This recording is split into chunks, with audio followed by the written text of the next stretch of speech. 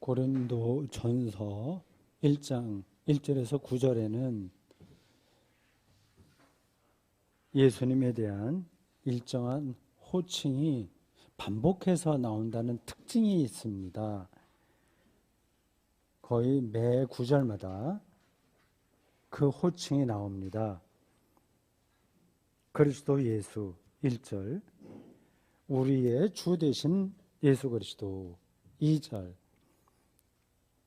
하나님 우리 아버지와 주 예수 그리스도 3절, 그리스도 예수 4절 등등입니다. 7절과 8절의 이 두 구절은 특별하게 또 똑같은 표현이 이렇게 나옵니다. 우리 주 예수 그리스도, 우리 주 예수 그리스도. 7절은 이렇습니다. 우리 주 예수 그리스도의 나타나심. 8절은 우리 주 예수 그리스도의 날, 나타나심과 날, 요것만 차이가 있고 호칭은 똑같습니다. 7절과 8절을 제가 다시 한번 묶어서 읽어보겠습니다. 들어보십시오. 너희가 모든 은사에 부족함이 없이 우리 주 예수 그리스도의 나타나심을 기다림이라. 주께서 너희를 우리 주 예수 그리스도의 날에 책망할 것이 없는 자로 끝까지 경고하게 하시리라. 어떻게 들으셨습니까? 여기서 예수는 예수님의 자연인으로서의 이름입니다. 이런 거는 유대인들에게 흔한 이름이에요. 여호수아도 똑같은 이름입니다. 발음하기에 따라서 여호수아, 예수와 예수 이렇게 달라지는데 그건 똑같은 이름입니다. 이 자연인 예수라고 하는 이름에 두 가지 호칭이 따라 붙었습니다. 그 호칭이 예사롭지 않습니다. 오늘 제가 그걸 설명하려고 합니다. 하나는 주입니다. 우리 주라고 했죠. 주는 헬라어 퀴리오스의 번역이에요. 퀴리오스는 당시 로마 황제에게만 붙여지던 타이틀이었습니다. 기독교가 출발할 때가 로마 식민 제국이 이걸 지배하고 있을 때라고 하는 걸 염두에 두고 신약 성경을 읽어야 됩니다. 당시 로마 제국 안에 사는 사람들을 황제를 퀴리오스, 저기 주인으로 인정했다는 얘기입니다. 황제는 로마 행정 조직과 군사력과 그리고 유명한 거 많아요. 그 유명한 로마 법 대단하죠. 뭐 의술도 그렇고 문화 예술 등등 전 분야에서 절대 권력을 행사할 수 있는 만인지상의 존재였습니다. 황제 말을 들어야만 거기서 생존할 수 있고요. 도움을 또 받을 수 있습니다. 말을 듣지 않으면 당연히 불이익을 받죠. 이런 상황에서 기독교인들은 이 퀴리오스라는 이 호칭을 황제에게 붙이지 않고 붙여야 되는데 예수에게로 돌렸습니다. 그렇게 한 근거가 뭘까요? 초기 기독교인들은 생명을 삶이라고도 생각해도 좋아요. 생명, 자기 인생이라고 해도 좋습니다. 그 생명을 팍스 로마나 로마의 평화로 대표되는 로마 제국의 이데올로기를 통해서 얻는 게 아니라 예수님을 통해서 얻는다고 믿었다는데 그 답이 있습니다. 로마 제국이 제공하는 것은 당연히 물질적인 풍요죠. 전쟁에서 이겨서 많은 전쟁, 노획물 가져와서 노예들도 데려오고 그래서 로마 시민들에게 편리를 제공했습니다. 그리고 오락, 콜로세움 이런 데서 벌어지는 거 연극도 많았고 음악도 많았습니다. 오락 그리고 교양, 도덕, 철학 그런 것들이었습니다. 인간이 인간답게 살아가는데 다 필요한 것들입니다. 지금도 우리가 그렇게 살고 있어요.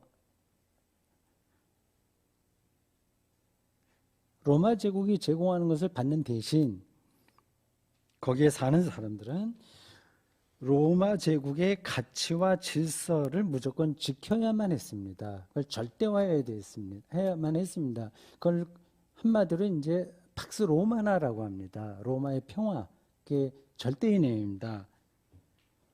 그게 점점 더 나가서 황제 숭배까지 나가게 되죠. 현대 사회가 자본을 숭배하는 거하고 똑같습니다. 초기 기독교인들은 로마 제국이 제공하는 것에서 참된 평화와 기쁨과 안식을 누리지 못했습니다.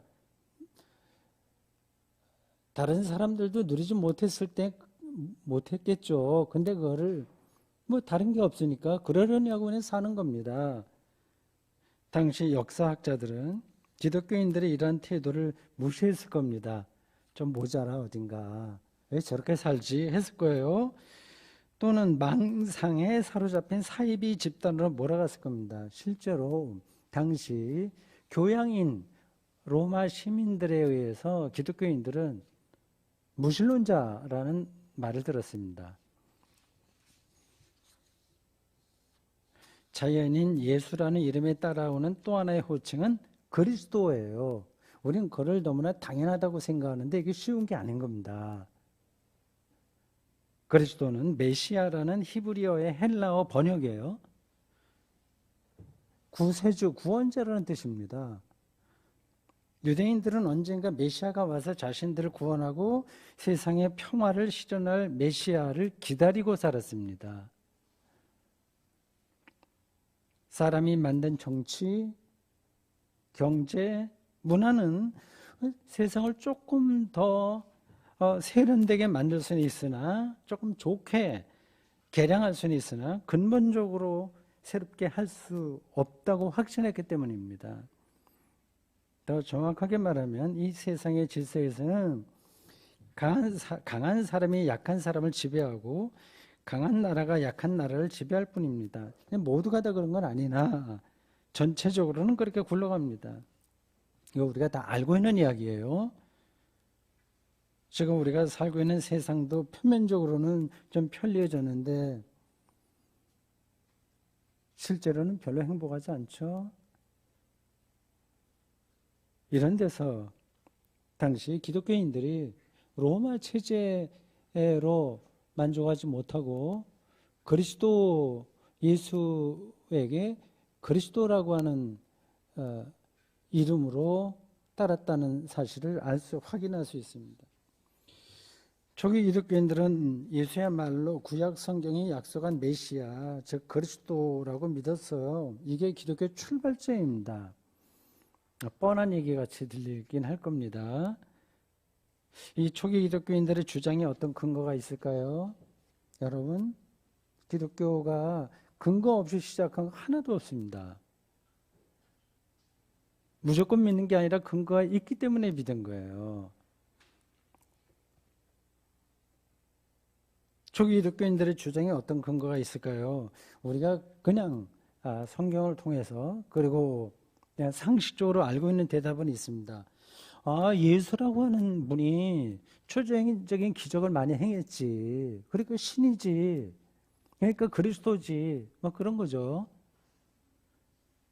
뭐 장애인 고치고 병자, 오병이어 또 사건들, 포도주 사건 등등입니다. 물리를 걷기도 한다고 했고 또 죽은 자를 살리셨다는 이야기도 있습니다. 그런 증거를 찾기 시작하면 복음서에는 뭐 이루 헤아릴 수 없이 많아요.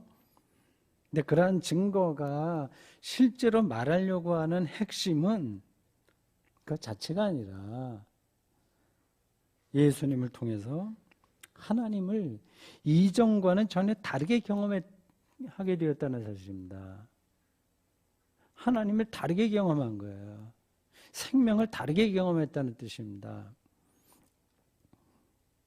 예수의 하나님 나라 선포는 예수님도 하신 얘기가 하나님 나라 선포잖아요. 그 하나님 나라 선포는 현대 물리학의 패러다임을 바꾼 양자역학의 발견과 같이 완전히 물리학 개념이 달라진 거잖아요. 하나님 인식과 경험을 완전히 바꿔놓았습니다. 예수의 하나님 나라를 통해서, 그래서 초기독교인들은 참된 평화와 기쁨과 해방을 경험했기에 예수님을 메시아, 즉 그리스도라고 믿을 수 있었습니다. 우리는 그런 신앙의 후예들이에요. 그 내용을 알고 있어야죠. 그리고 실제로 자기가 공감하는지 확인해 봐야죠. 바울은 7절에서 너희가 우리 주 예수 그리스도의 나타나심을 기다린다고 했어요. 주 예수 그리스도, 주 그리스도 예수 기다린다고 했습니다. 우리 생명의 주인이며 구원자이신 예수가 나타난다는 말은 나타나심을 기다린다고 했으니까 어려운 얘기 아닙니다. 생명이 완성된다는 뜻이에요. 지금 생명은 완성되지 못했습니다. 이 사실을 우리는 늘 일상에서 경험해요. 그러면서도 그걸 별로 심각하게 생각하지 않습니다. 그냥 그러려니 하고 살아가고 있습니다. 그를 진지하게 바라보는 사람이 있고 그냥 지나가는 사람들이 있습니다. 일상에서 늘 경험합니다. 예를 들자면 이렇습니다. 오는 목요일에 수능 시험이 있어요. 모두 좋은 점수를 받았으면 좋겠습니다. 모든 학생들이요. 근데 실제로는 그렇지 못합니다. 좋은 점수 받았다고 좋아할 수 있으나 그렇지 못한 학생이 있으니 마냥 행복한 건 아니에요. 그게 결과에 따라서 힘들어지는 사람도 있고 좋아지는 사람도 있습니다. 또 우리가 좋은 일이라고 생각했던 일들이 오히려 걱정거리로 전락하기도 합니다. 아주 쉽게 그렇게 돼요. 다 아시잖아요. 좋은 차를 사거나 집을 샀으면 즐겁겠죠. 그리고 직장에서 진급했으면 하늘을 나는 기분이 아니겠습니까? 그러한 즐거움도 오래 안 가요. 그것으로 인해서 걱정거리가 더 늘어날 수 있습니다. 다른 사람이 산 집은 저렇게 올랐는데 자신의 집은 별로라서 실망할 수 있어요. 직급이 올랐는데 직장에서 자신에게 그걸 감당할 만한 리더십이 없어서 힘들어지기도 합니다. 우리의 일상은 생명 완성과 너무나도 거리가 멀어요. 요즘 사회적으로 논란이 되고 있는 검찰 제도를 생각해 보십시오.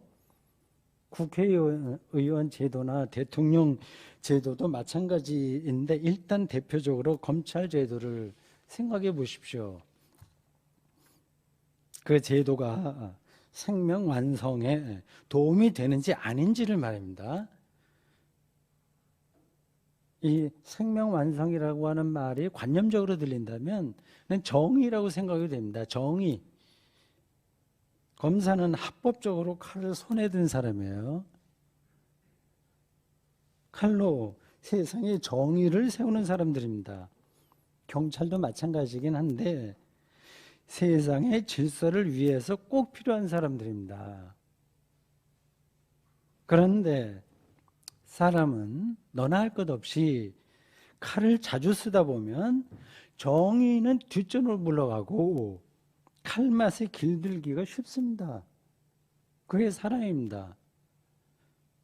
칼을 휘두르는 자기 기술에 매료되는 거예요. 내가 이렇게 칼을 잘 쓰지. 거기에 마음이 가는 겁니다. 일본 사무라이들은 칼로 세상을 실제로 다스렸습니다. 상당히 오랫동안. 겉으로 보면 그 사무라이들에게 사나이다운 멋진 면도 있어요. 그래서 때에 따라서는 할복도 합니다. 그래서 할복을 어떤 자세로 어떻게 하느냐에 따라 그 사람의 내공이 이제 판단되기도 합니다.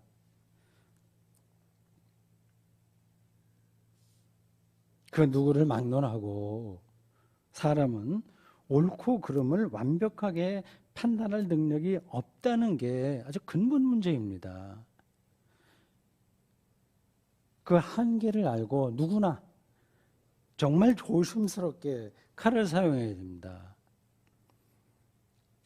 능력이 없는 사람에게 칼을 주면 그 칼은 생명을 세우는 게 아니라, 정의를 세우는 게 아니라 무너뜨리는 데 사용될 수밖에 없습니다. 검사와 사무라이는 정의롭게 칼을 사용하기도 하지만 사심에 기울어져서 사용할 때도 적지 않습니다. 오죽했으면 예수님이 이렇게 말씀하셨겠습니까? 거기에 딱 떨어지는 말은 아니지만 그렇게 연결해서 생각할 수 있는 말씀이에요. 칼을 가지는 자는 다 칼로 망하느니라. 마태복음 26장 52절. 초기 기독교인들은 칼을 쓰는 로마 제국의 좋은 점과 나쁜 점을 다 알고 있었습니다. 그래서 로마 제국을 완전히 부정하지는 않았으나 그들에게서 생명 완성을 기대하지도 않았습니다. 그래서 그들은 주 예수 그리스도의 나타나심을 기다렸습니다. 기다릴 수밖에 없었습니다. 이게 무슨 뜻인지 아시는 분들은 다 아실 겁니다. 이 기다린다는 말이 또 오해의 소지는 있어요. 잘못하면 나중에 미래 언젠가 예수가 구름 타고 오실 테니까 지금 대충 살아도 된다고 생각할 수 있어요. 묵시적이고 열광주의적인 종말론자들에게서 이런 경향이 종종 나타납니다. 1992년도 그때가 제가 현풍에서 목회할 때니까 한창 젊을 때이네요. 40살 제 될까 말까 하는 그런 시절입니다. 담이 선교회가 사회적으로 큰 파장을 일으켰습니다. 핵심 구성원들은 직장과 학교를 포기했어요. 근데 그들과 똑같지는 않지만 비슷한 방식으로 살아가는 기독교인들이 오늘날도 많습니다. 세상이 어떻게 돌아가든 상관하지 않고 오직 예수의 초자연적인 재림만 기다리는 겁니다. 그런 자세로, 그런 포즈로 신앙생활합니다. 빈부격차 문제, 남북 분단의 이 어려움, 생태계 파괴에 아무 상관하지 않고 골방에 들어가서 기도만 하면 된다는 식입니다. 교회가 오지랖 넓게 세상 일에 미주알, 고주알, 훈수를 놓을 필요는 없으나 이 세상에 생명이 어떻게 발현되는지, 어떻게 정의로워지는지 냉철하게 짚을 줄 알아야 됩니다. 그게 바로 기독교의 신앙이 말하는 기다림의 영성이 아니겠습니까?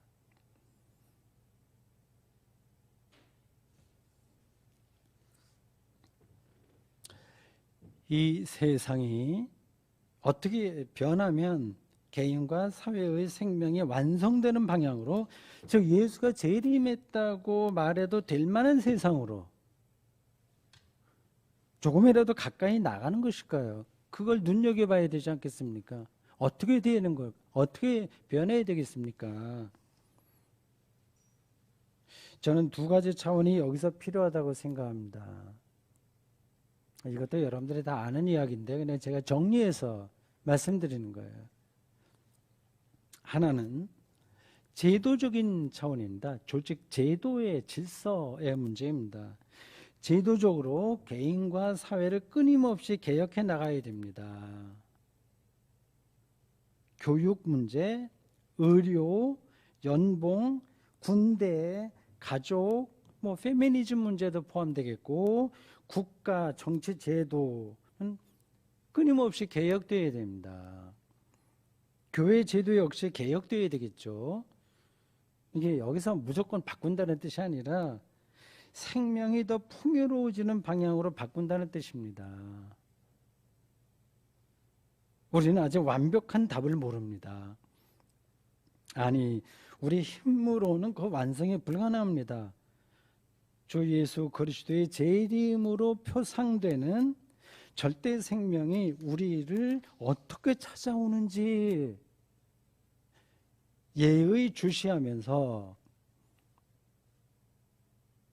새로운 세상을 향한 변혁의 노력을 조심스럽게 그러나 과감하게 추진해 나가는 게 최선입니다. 그게 하나의 차원이고요. 더 본질적이고 궁극적인 차원은 개인들, 기독교인들의 의식의 차원입니다. 생각, 의식 말입니다. 일단 인간다움을 파괴하는 이게 가장 문제니까 생명과 적대적인 거니까 가장 큰 세력이 뭔지를 생각해 보십시오. 많죠? 일단 가난이라고 가정해 보십시오. 정말 두려운 세력입니다. 이것으로 인해서 온갖 다툼이 일어납니다. 그런데 일용할 양식으로 만족할 수 있다면 가난이 더 이상 두려움의 대상이 아닙니다. 뻔한 대답이긴 해요. 일용할 양식으로 만족할 수 있다면 근본 문제가 해결되는 거죠. 예수님이 제자들에게 가르쳐준 기도문에 나오는 내용 중에서 사람이 살아가는 데 필요한 유일한 조건이 바로 이 일용할 양식이었습니다. 다른 건 구하라고 얘기하지 않았어요. 일용할 양식입니다. 그걸 구하라고 말씀하신 이유는 일용할 양식만으로 생명을 충만하게 누릴 수 있다는 뜻입니다. 더 나아가서 일용할 양식보다 더 많은 것을 구하면 우리의 삶이 왜곡될 수 있다는 뜻이기도 합니다. 그것 때문에 벌어지는 문제가 대다수 아니겠습니까?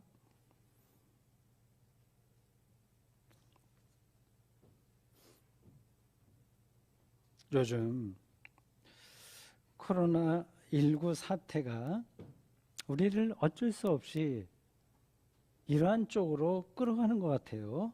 몰려다니지 말라고 그러니까 고독하게 살아야 되죠.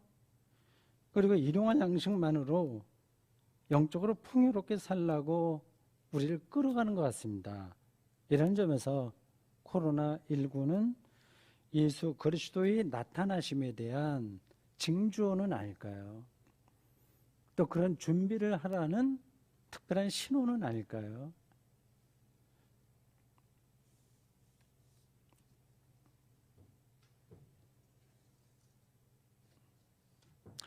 바울은 8절에서 예수 그리스도의 나타나심을 우리 주 예수 그리스도의 날이라고 표현했습니다. 설교 앞부분에서 짚은 거예요. 나타나심이 바로 그 날이다. 나타나시는 날이 그 날이다. 그거예요. 그 날에 그 다음에 정말 위로가 되는 말씀이 나오네요. 이렇게 하나님의 말씀이 달콤 아주 우리의 영혼을 살리는 그런 말씀이라는 것을 이런 데서도 확인할 수 있습니다. 그 날에 고린도 교인들을 책망할 것이 없는 자로 견고하게 만든다고 했어요. 어떻게 들리십니까? 이런 얘기를 들으면. 그러니까 우리는 아무리 길을 쓰고 노력해봐야 모범생이 되는 겁니다. 모범생. 모범생으로 사는 삶이 얼마나 부실한지를 알만한 사람들은 다 알 겁니다. 그게 쓸데없다는 말이 아니라 그것으로 충분하지 못하다는 뜻입니다.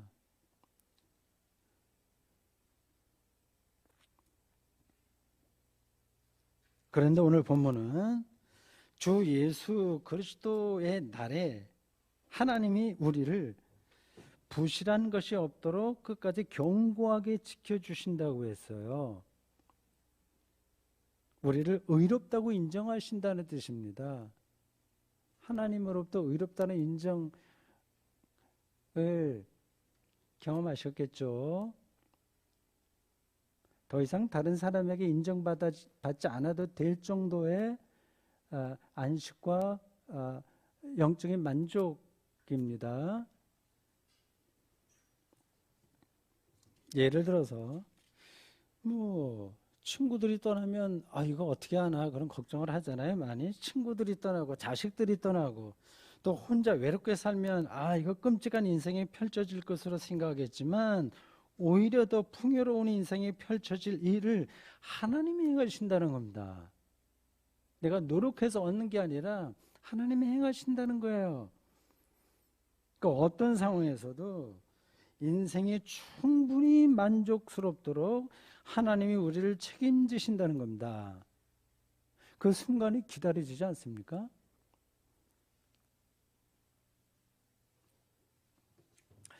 지금 당신이 그 설교하는 그 생명 충만은 그건 뭐 다른 종교에서도 대충 얘기하는 거 아니냐? 다른 철학도 그런 얘기 비슷한 거 하는 거 아니냐 하고 생각할 분들이 있을 거예요. 노자와 장자에게서 무의자연 같은 가르침 받을 수 있잖아요. 자연주의를 주장하는 동서양의 성현들은 많습니다. 예수 믿지 않아도 뭐 욕심 부리지 않고 일용할 양식에 만족하면서 유유자적하게 살아가는 사람들 주변에 많이 있죠. 이런 도의 깊이에 들어가는 삶에서 예수 그리스도를 과연 꼭 믿어야 되는가 하는 질문을 우리는 받습니다. 기독교인 중에서는 일부는 교회 밖의 사람들보다 더 인색하고 더 고집불통이고 더 탐욕스럽기도 합니다. 교회가 그런 일을 행할 때도 많이 있어요. 그런 소식을 들을 때마다 부끄럽죠. 그러니까 예수 믿지 않고도 얼마든지 여유 있게 생명 충만하게 살아갈 수 있다는 주장에 우리는 어떤 대답을 할 수 있을까요? 제가 주변에서 그런 질문을 많이 이제 받습니다. 우리 교인들 중에서도 있어요. 그런 질문에 완전히 충족되는 대답은 아무도 제시할 수가 없습니다. 우리의 신앙과 삶을 그들에게 말할 수 있을 뿐이지 그들의 동의까지 받아낼 수는 없습니다. 다만 동의는 아니라고 하더라도 우리의 생각과 믿음이 어떤지는 그들에게 이해시킬 수 있어야 되겠죠. 거기까지는 우리가 해야 됩니다. 비유적으로 이렇게 말할 수 있어요. 우리 기독교인들에게 예수님은 에베레스트 정상에 올라서신 분이십니다. 비유적인 거예요. 에베레스트는 완전한 생명을 의미합니다. 완전한 생명은 곧 하나님이에요. 우리가 예수를 하나님의 아들이라고 부르는 이유가 거기에 있습니다. 우리는 인생을 영적인 등반가로 살아가는 사람들입니다. 뭐 순리자라고 해도 좋아요. 우리 자신만의 노력으로는 에베레스트 정상에 올라설 수 없습니다. 저는 그런 사람들을 못 봤습니다. 거기에 올라서면 무슨 일이 벌어질지도 모릅니다. 우리에게 최선은 예수님을 바짝 뒤따라가는 일입니다. 제자가 되는 거죠. 예수는 우리에게 구원 자체고 생명의 정상에 이르는 길이기 때문입니다. 그게 우리가 예수 믿지 않아도 세상에서 그냥 착하게 올바르게 여유 있게 살면 되지 이렇게 질문하는 사람들에게 할 수 있는 대답입니다. 오늘 본문 9절이 그것에 대한 대답을 또 이렇게 해줍니다. 너희를 불러 그의 아들 예수 그리스도 우리 주와 더불어 교제하게 하시는 하나님은 이쁘시도다. 사도 바울이 쓴 편지인데 이런 편지를 읽을 때마다 그리고 설교자로서 참 고맙게 생각합니다. 제가 말하고 싶은 내용을 콕콕 집어서 미리 이렇게 기록해 주었네요. 7절에서는 예수 그리스도의 나타나심을 얘기했고 8절에서는 주 예수 그리스도의 나를 이야기하고 9절에서는 예수 그리스도와의 교제를 언급했습니다. 생명이 완성되는 순간이 곧 예수 그리스도가 나타나시는 날입니다. 예수 그리스도와의 교제를 통해서 예수 그리스도의 생명이 나타나는 날에 우리는 책망할 것이 없는 자로 단단하게 설 겁니다. 여기서 예수와의 교제, 코이노니아는 없어서는 안 될 요소입니다. 얼마나 여러분들이 그걸 진지하게 생각하시는지 모르겠어요. 그와의 코이노니아요. 예수 그리스도와 친밀하게 됨으로써 그 예수는 하나님이지 신이지, 그래서 이렇게 멀리 있는 그런 존재가 아니라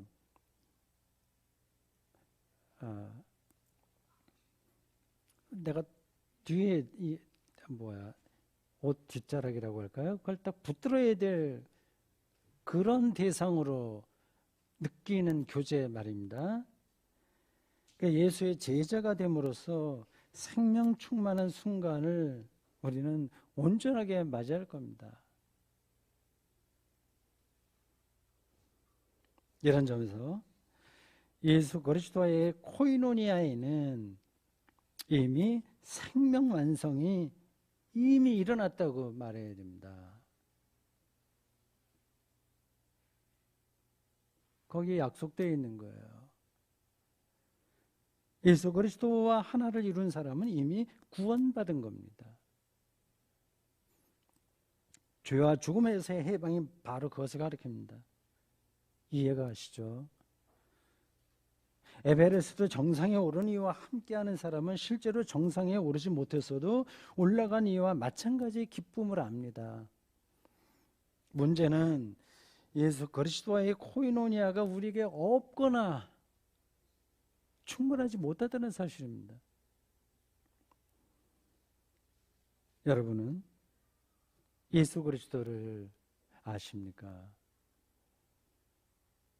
그가 말하는 아빠, 아버지가 누군지 실제로 느끼십니까? 아니면 흉내만 내는 중입니까? 사랑하는 성도 여러분, 우리 주 예수 그리스도의 날이 우리에게 오고 있습니다. 아니, 이미 그날은 우리에게 왔습니다. 놀랍게도 지금 이 땅의 삶에서 예수 그리스도와 하나됨으로써 하나님이 우리를 견고하게 지키신다고 약속했기 때문입니다. 이 사실을 알고 그리고 믿기에 저는 오늘 본문의 마지막 대목에 나오는 바울의 고백처럼 여러분과 함께 이렇게 외치고 싶습니다. 이 모든 일을 행하신 하나님은 미쁘시도다. 아멘.